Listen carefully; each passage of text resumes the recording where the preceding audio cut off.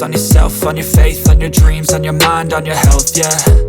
You gotta work, never tell, keep your head down, find what you love.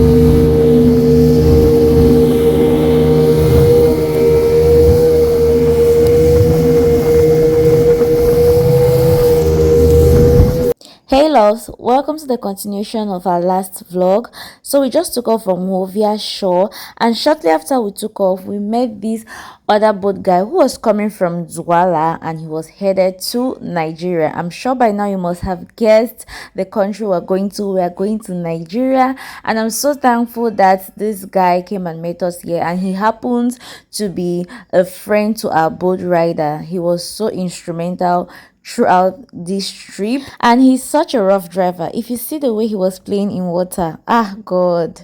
Fine girls, go na enter boat. No. Fine girl, No. Enter where? enter the one. No, Which boat? Papa. I don't collect you money. We don't already pay money. Enter boat, your heart go there for my head. For your hand. You see your hand. Enter boat. Where the fly for You want to your hand. how far? You want to You don't throw me, mama. My head is shaking. I don't get so interesting color. No. assistant son, don't forget.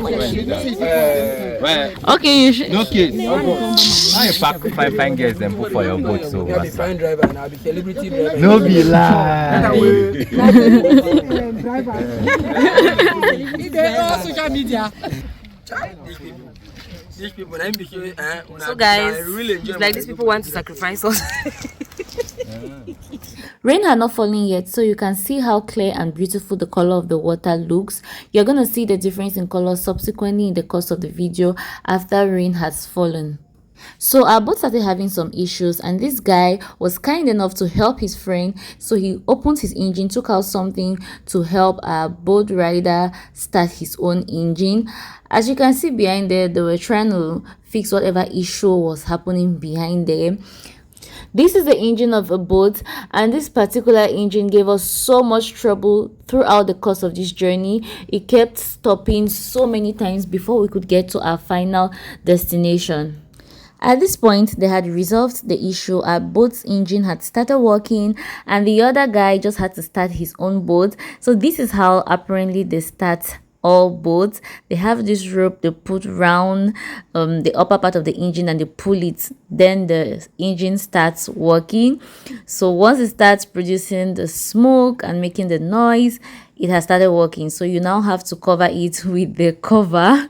Don't mind that guy blowing kisses. See this rider, he's so funny, and it was purely vibes upon vibes for him. At this point, one of the passengers on our boat had crossed to his boat. I don't know why, no reason in particular, maybe because he just loved his free-spirited spirit and he seemed fun to be around with. But yes, apparently in the long run, we saw that that guy probably had 4 eyes, because we saw Shaggy in this water.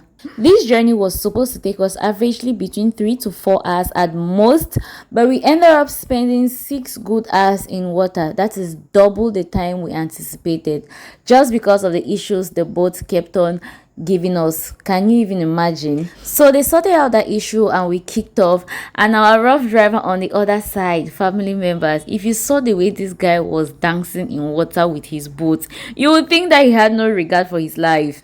At this point, we had gotten to the middle of nowhere. You know that point where you look around you and you cannot find any land again? Then you know that you are at the heart of the sea. If you do anyhow, you will see anyhow, because you're just in the middle of nowhere. You just can't find land around you. But that was not the prayer. While we were at the middle of nowhere, I saw so much water to the point where to my eyes we were walking on land, because water is all what I could see.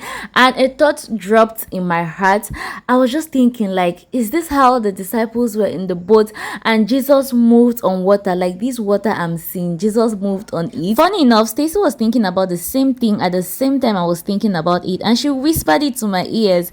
It was just so amazing. We tried to imagine the miracle. Anyway, meet our driver, who is called No Case, a very, very sweet and funny soul. We are chef. Mexico Road. While we're at the middle of nowhere, I just got to better appreciate the intelligence of these boat drivers. Now, most of the people who drive these boats are illiterate. They have lived all their lives in a small village by the shore, and family members, it amazes me how intelligent these guys are, because with no formal education like the four walls of a classroom, they know geography so well because they have mastered their route so well. They do not need anybody to tell them where they are going to, because just imagine it, you don't even know where you're heading. The water is just so big, and the slightest mistake you make, we can find ourselves in Congo, in Gabon. Like, it was just so amazing. Stacy and I were gisting about it in the boat, how life is just so funny, that educated people will enter the boats, people who have degrees, masters and all of that. The other boat driver is telling you guys, hello subscribers. Anyway, back to what I was saying. Like, you have educated people who enter into these boats, like they will submit their lives into the hands of somebody who is not educated. Is that not funny? Life is just so funny. So stay humble, because we all need ourselves to survive in this world. Be you educated or uneducated, we need each other. We arrived at the Bakassi Peninsula and we had a quick stop over here. Now, if you're a Cameroonian or a Nigerian watching and you know any bit of your history, you will know that both countries have been fighting over this particular area.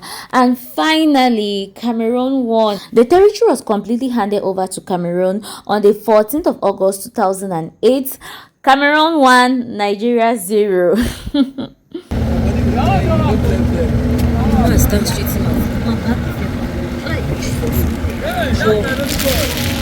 my darling. That's my sweetheart. Now, don't you want to give me joy for this life? Give me joy for my girlfriend. Yeah? Hey, Papa. They think they produce money from you.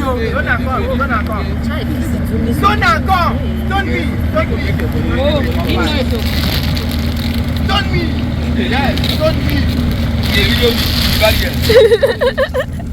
Rain started falling on us for a bit, so I was trying to protect my hair here. And plus, there is something that this boat driver does every time he wants to change the gear of the boat, and water just flashes on everybody seated in the boat. This trip just reminded me of how difficult it is to look for money, because we're going for a business trip, not a luxury trip. So while the water was wetting me, I just said, money is hard to come by. I just one piece. Don't worry, I'm okay, sure. You visit one way to the people, one collect and go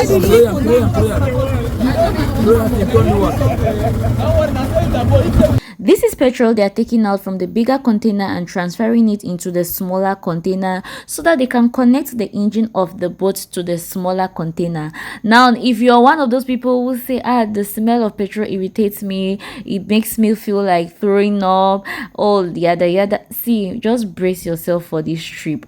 Or you're one of those saying hygiene and sanitation, like how can we be mixing with petrol? Because your feet are gonna be in petrol. Like, just prepare yourself. Stacy wanted to urinate so bad, and you can urinate in the boat, but you have to go to the back where they are doing this transfer. Wise man, the job being so job PC. You know, if you know, so no PC. I tell you, no mind them. Oh, when trousers, we get for I say. When I want peace, any. The peace got finished. You know that was noise. You know that was noise. You don't finish to talk your own, me, your own. Don't see it. No, you see it. Remember, Joka open. I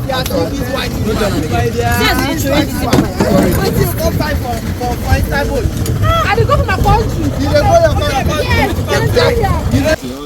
I don't hope it's okay. I cannot fit again. Stand up. Go from both hands.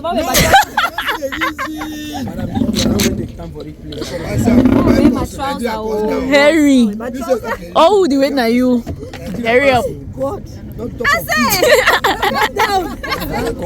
This guy helped our boat driver so much because every time he was right ahead and he would look around and he can't find us because our boat had stopped moving, he would turn back and come and meet our driver and try to fix whatever issue he is having.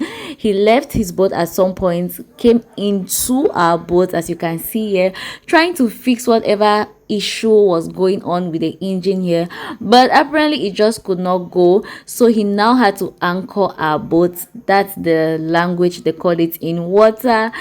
On land we'll say tow my car, but here they say anchor. So you see the rope he has connected from his boat to us. That's what they call anchor, and there is just a certain level of speed you just cannot move when you're anchoring another boat, I think, because he could not fly the way he would normally fly, because this guy, oh lord, see, he's such a rough driver. He drives with so much speed and he's just dancing in water. But the moment he anchored our boat, he could not do all of that, and we're moving so slowly. I was just like, God, are we going to reach with this pace? But at some point our engine picked up again, so they took off the anchor and we started moving without the anchor, and it stopped again. He had to anchor us again. See, the process was just so much back and forth. That's our driver at the back struggling to start his own engine while his friend is helping him anchor his boat. The engine wasn't working.